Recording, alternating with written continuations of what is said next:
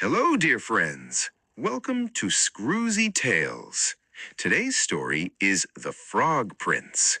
In old times, when wishing was having, there lived a king whose daughters were all beautiful, but the youngest was the most beautiful of all.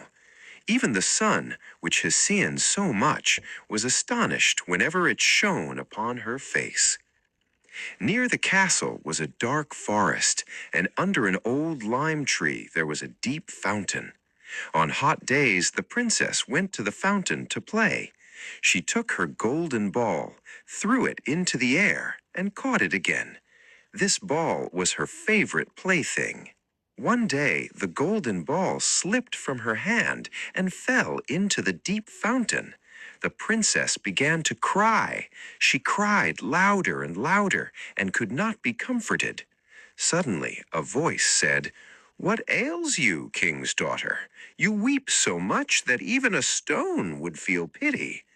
She looked and saw a frog stretching its thick, ugly head out of the water. "Ah, old water splasher, is it you?" she said. "I am crying for my golden ball. It has fallen into the fountain." The frog answered, "Be quiet and do not weep. I can help you. But what will you give me if I bring your ball back?" The princess said, "Whatever you want, dear frog. My clothes, my pearls and jewels, even my golden crown."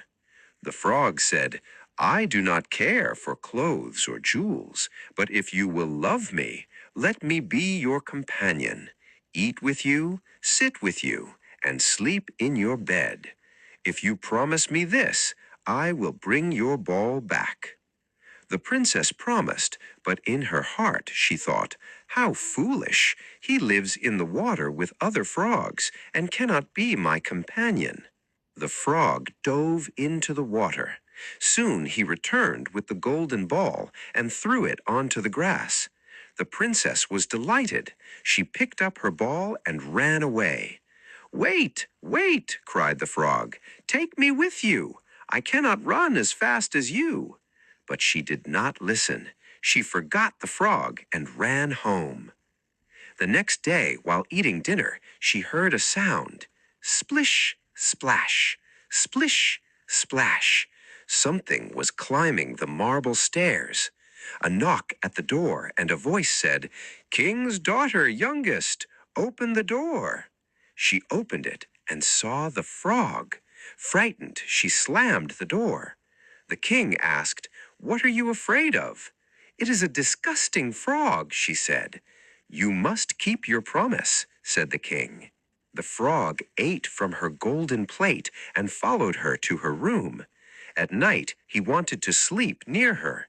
The princess became angry and threw him against the wall. Suddenly, the frog became a handsome prince. He said, "A wicked witch changed me into a frog. Only you could save me." The next morning, a golden coach arrived, drawn by 8 white horses.